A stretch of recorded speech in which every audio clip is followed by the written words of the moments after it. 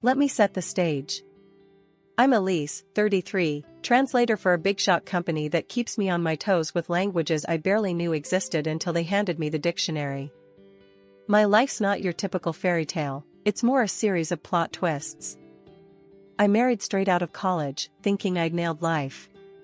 But fast forward a few years, the marriage tanked, big surprise, right? But it gave me the best thing ever, my daughter Lily, a spitfire at 8, who has more wit in her pinky than most do in their entire head. Then, there's David, my current flame, or as I like to call him, Mr. Right the second time around. We bumped into each other at a dusty old book club. He was arguing about Hemingway's love of brevity, and I was all in for Fitzgerald's flair. Sparks flew over worn pages and tepid coffee. That was the start of endless debates and coffee dates. A year down the road, David popped the question at the same dingy coffee shop, with a ring as understated as our meeting. "Elise, will you?" He had started, all nervous, which wasn't his usual confident self. "Make your coffee every morning? Only if you promise to pick up your socks," I quipped, before slipping in a serious, "Yes, I will." But, as luck would have it, not everyone was popping champagne and tossing confetti. Enter Mrs. Thompson, David's mother, a tough nut with a stare that could curdle milk. The first time I met her, she looked me up and down like I was a sofa she regretted buying. "So, you're the one David can't stop yapping about," she had said, her voice sharp as a knife. "Guilty as charged. And you must be the famous Mrs. Thompson. David says you make the best cherry pie in town." From that day on, every visit was a chess game. She'd check my moves, always ready to declare a checkmate. But David was a gem. He'd squeeze my hand under the table, his way of saying, "Ignore her, I'm right here." One day, lounging on our rickety deck while David flipped burgers on the grill, he brought it up. "Mom's a bit old school, Elise. She's all about family legacy and that jazz." "Yeah, and she's got it in her head that I'm done having kids. Thinks Lily's it and worries about the precious family line," I'd replied, the frustration bubbling up. David had put down the tongs, his face serious for once. I know. She's worried you won't want more kids. But whatever we decide, it's our business, not hers." Despite the gloom cast by David's mom, our wedding day was everything I'd hoped it would be, modest, but filled with joy. My daughter Lily was dolled up in a cute pink dress, practically floating around the venue, her laughter a melody that softened even the sternest hearts. Everyone we loved was there, smiling and cheering, except for one. Mrs. Thompson sat through the entire event with a face like she'd sucked on a lemon. She didn't even get up to congratulate us. Living with David, it felt like we'd hit the jackpot: warm, cozy evenings, and the constant buzz of a happy, albeit small, family. But as much as our home was filled with love, there was always an undercurrent of tension, thanks to one persistent storm cloud, Mrs. Thompson. One Saturday morning, while David was out running errands, Mrs. Thompson decided it was a good time to drop by unannounced. The doorbell rang just as Lily and I were in the middle of a heated Uno match. "Grams!" Lily shouted, dropping her cards and racing to the door. I followed more slowly, steeling myself. "Mrs. Thompson, what a surprise," I said, my voice polite but cool. She brushed past me without a greeting, her eyes sweeping the room like she was the health inspector and we were a restaurant on the brink of being shut down. "I was just in the neighborhood," she said, though we both knew she lived on the other side of town. "Thought I'd see what you all were up to without David around to supervise." As I headed to the kitchen, I heard her start in on Lily. "So, young lady, has your mother been keeping you busy, or are you just lazing around the house all day?" "We were playing Uno, and I was winning," Lily responded with a confidence I wished I could muster. "That's no real skill, is it? Why don't you read something more stimulating?" I returned with her tea, placing it on the coaster with a little more force than necessary. "Lily's top of her class, Mrs. Thompson. Uno's just for fun." Mrs. Thompson sipped her tea, making a face. "Well, as long as she's not falling behind. David tells me you're managing well enough, but I have to see it for myself." And making sure he's not burdened with more than he can handle is part of that. I sat down across from her, forcing a calm I didn't feel. David isn't burdened. He's thrilled. We all are. This is our family now. She stood up, smoothing her skirt. Well, I'll let David know my thoughts. He deserves to hear it from his mother. As she walked to the door, I followed, my voice firmer now. David hears everything from me, Mrs. Thompson. We don't keep secrets or run reports to parents. We're adults, building a life together. She paused at the door, her back to me. Just remember, Elise. I'm his mother. My approval might not mean much to you, but it means a lot to him. Trying to get along with Mrs. Thompson was like trying to smooth a crumpled paper. No matter how hard you try, the lines are always there. But for David's sake, I kept at it. One evening, I decided to host a dinner. Nothing fancy, just a casual thing to maybe melt some of that ice. I'm making your mom's favorite tonight, cherry pie. Think it'll win her over? I asked David as he helped me set the table. David chuckled, straightening a fork. Mom's tough, but nobody can resist your cherry pie. Just take it easy, yeah? She can be, a lot. The plan was simple. Dinner at 6, pie for dessert, and hopefully some kind of truce by the end of the night. But as luck would have it, just as I pulled the pie out of the oven, looking golden and perfect, Lily's school called. Mom, it's Ms. Carson. She says I left my project at school, and it's due tomorrow. Lily's face was a mix of panic and hope. Okay, we'll go get it. Can't have all your hard work go to waste, I said, glancing at the clock. Mrs. Thompson would be here any minute. I scribbled a quick note for her, just in case we missed each other. Back in 8. Make yourself at home. We rushed to the school and back, making it in just under 20 minutes. When we walked in, Mrs. Thompson was seated at the table, looking like she owned the place. David was pouring her a glass of wine. Dinner went by with the usual small talk. How's work, how's school, the weather, safe topics that kept the night from turning into a minefield. Then came the pie. I served everyone a generous slice, smiling a bit too eagerly. Hope it's as good as you remember, Mrs. Thompson. We all took a bite, and immediately, Lily's face scrunched up. Ugh, Mom, this tastes weird. Confused, I took a bite myself. My mouth was assaulted by a blast of salt and sour, a far cry from what I'd prepared. I looked up at Mrs. Thompson, who was watching me with a smug look. This doesn't taste right, Elise. Did you follow the recipe properly? She asked, her voice dripping with condescension. Of course, I made it just like I started, but then it hit me. She had been alone in the house. My eyes narrowed. David, noticing the tension, jumped in. Maybe it's just a bad batch of cherries? Let's not sweat it. How about we order some pizza instead? Sounds great, I managed to say, my eyes still fixed on Mrs. Thompson. After David went to order the pizza, Mrs. Thompson leaned in close and whispered, maybe next time you'll think twice before leaving me alone in your kitchen. I was stunned. She had actually sabotaged the pie. I kept my cool, though. Is this how you want to play it? Just making sure you know where you stand, she hissed back. The rest of the evening was a blur. Pizza came, we ate, and Mrs. Thompson left soon after, not a word about the pie.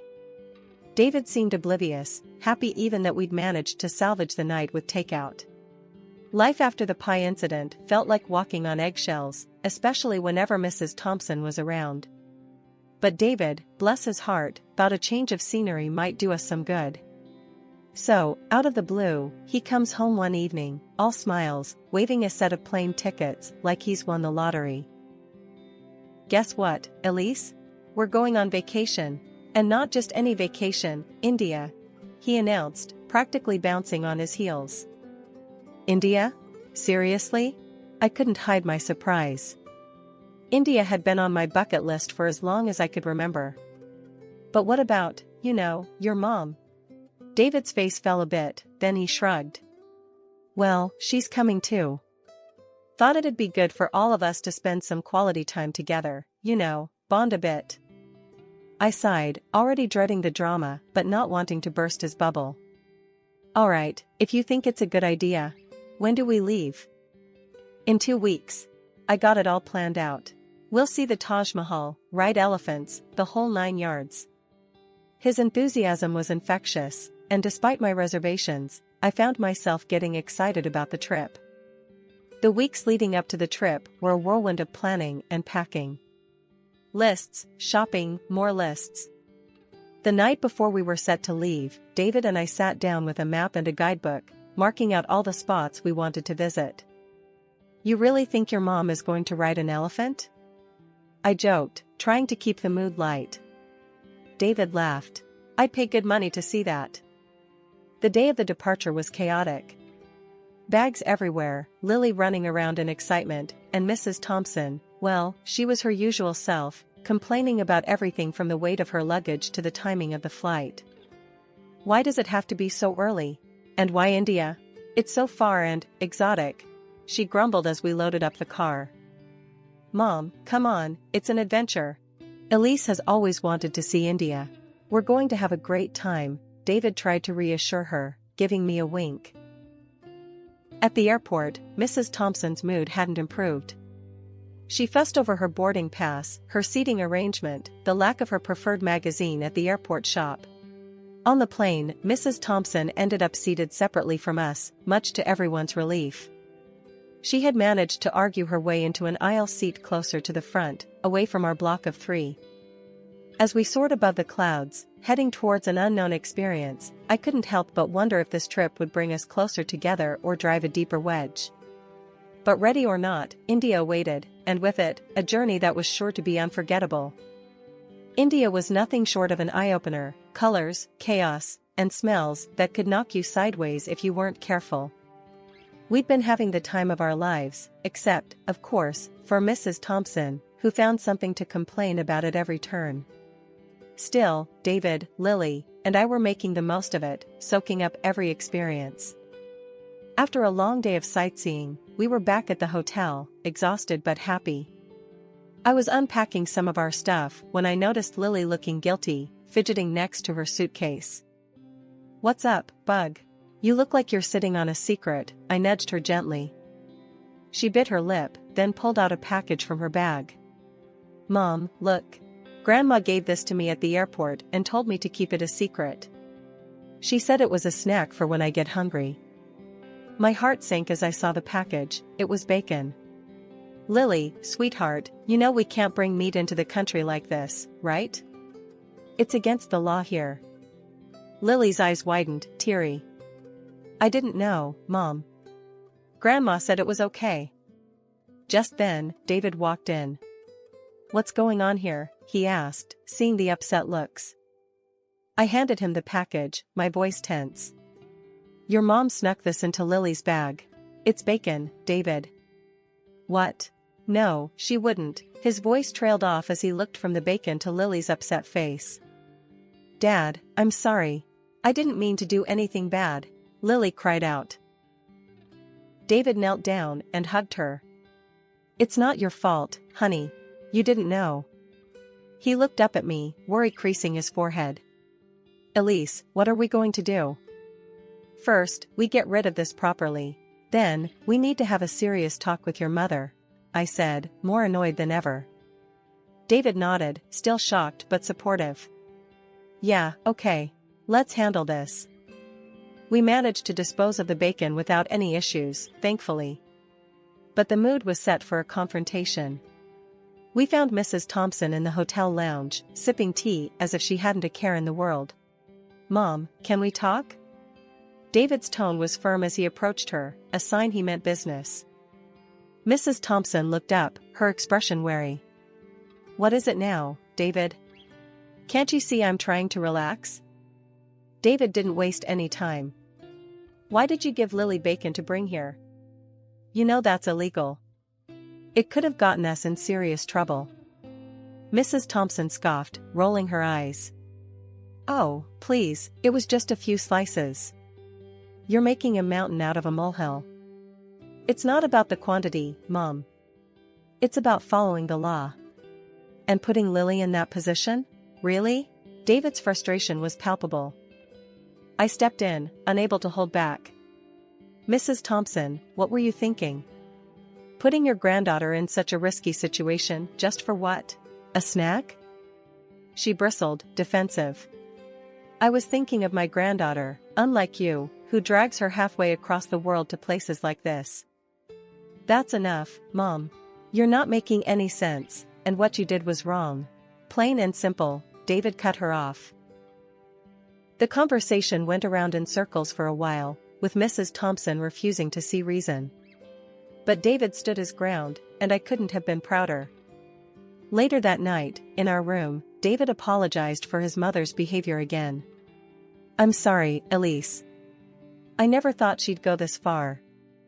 It's not your fault, David. But we need to be more careful with her. Who knows what else she might pull, I said, the day's events weighing heavily on my mind. David nodded, pulling me close. We'll handle it, together. No more secrets, no more sneaking around. We're a team, right? Right, I agreed, feeling a bit better knowing we were in this together. Still, as I watched Lily sleep peacefully, unaware of the storm her grandmother had almost caused, I knew this trip was going to be more than just a vacation. It was a test of our family's resilience. Our trip to India turned out to be way better than I feared. We saw incredible places, and even Mrs. Thompson kept her cool, which made me think maybe I had been too harsh on her. By the end of our trip, I was almost relaxed about her being around us. Maybe, just maybe, we could all get along after all. The day we were to head back, everything seemed smooth. We were at the airport, luggage in tow, checking off the last items from our travel list. That's when Lily tugged at my sleeve, her face scrunched up a bit. Mom, I need to go to the bathroom, she whispered. Sure, sweetie. Let's go, I replied, turning to Mrs. Thompson. Could you hold my bag for a minute?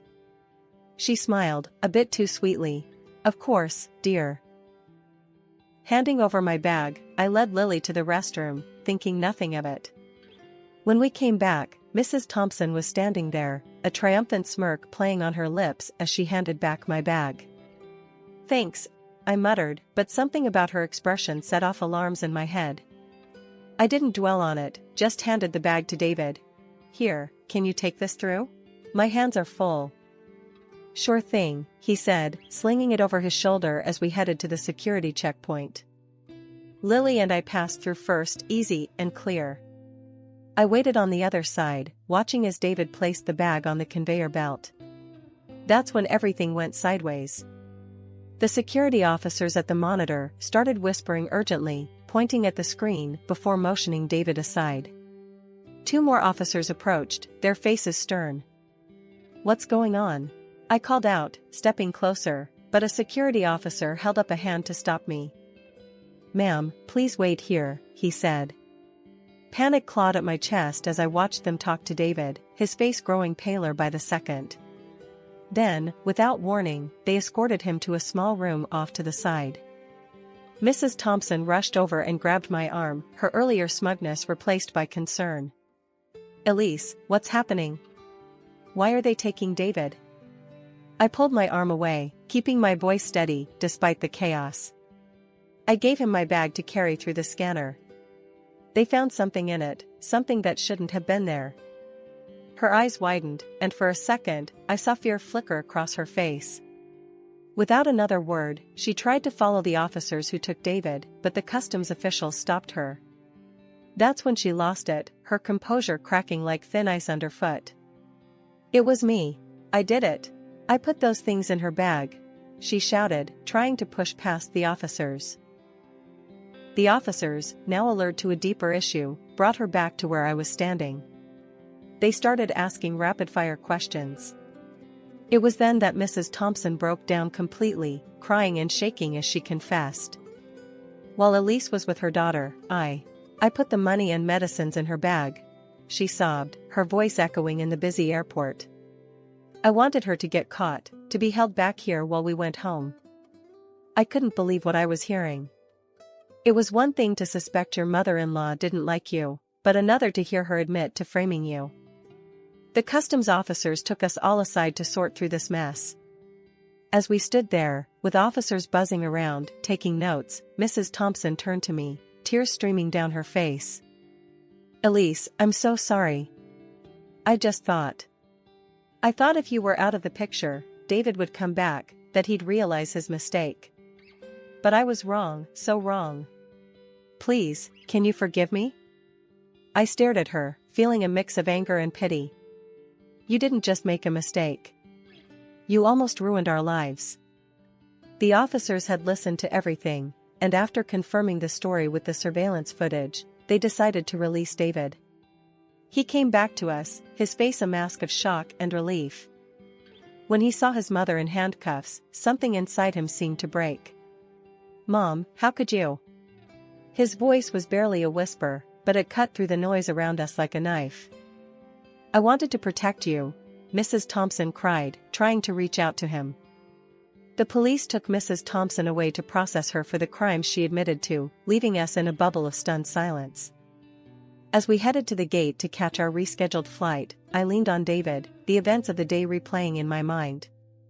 His mother's actions were unforgivable, and as we walked, a plan began to form on how we would move forward, how we would rebuild the trust and safety that had been so severely shattered.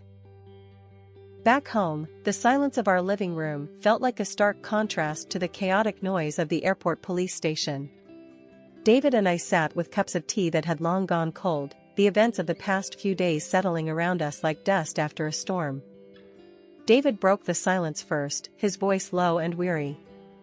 "I can't believe she'd go that far, Elise. I'm sorry you had to go through all that because of her." I looked over at him, seeing the strain in his eyes. "It's not your fault, David. But we do need to think about how we move forward from here. We can't let this slide." "Yeah, I know." He leaned forward, resting his elbows on his knees. "The lawyer mentioned a restraining order might be necessary. Given everything, I think he might be right." It was a tough pill to swallow, the idea of legally barring his mother from our lives, but it was a measure of the severity of her actions. It would give us peace of mind, at least. She needs to understand the consequences of her actions, legally and personally. David nodded, rubbing his face with his hands. "Yeah, I'll call him tomorrow. Get it started. It's just hard, you know? She's my mom."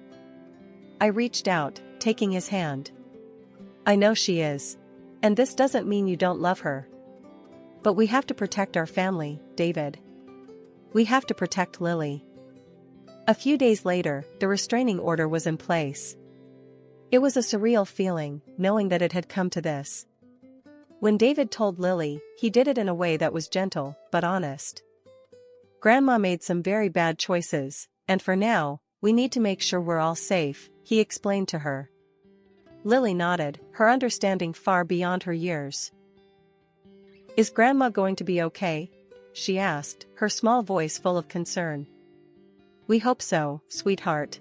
We hope she gets the help she needs," I added, pulling her into a hug. Life started to settle into a new kind of normal. The days passed with fewer worries about unexpected disruptions, and slowly, the tension began to ease from our shoulders. Mrs. Thompson had spent 2 months in a local prison and was then deported back to the United States. The image of her, desperate and broken, was stark, but it was her actions, not mine, that led us here. Days passed, and the ripple effects of Mrs. Thompson's actions were felt throughout our wider circle of family and friends. People who had once been fixtures in our lives began distancing themselves from her. Her betrayal wasn't just personal, it was profound, affecting everyone connected to us. She lived alone now, isolated by her own deeds. It was a harsh reality, but a self-inflicted one. One evening, as we sat watching a movie together, wrapped in blankets and sharing a bowl of popcorn, David paused the movie and looked over at me.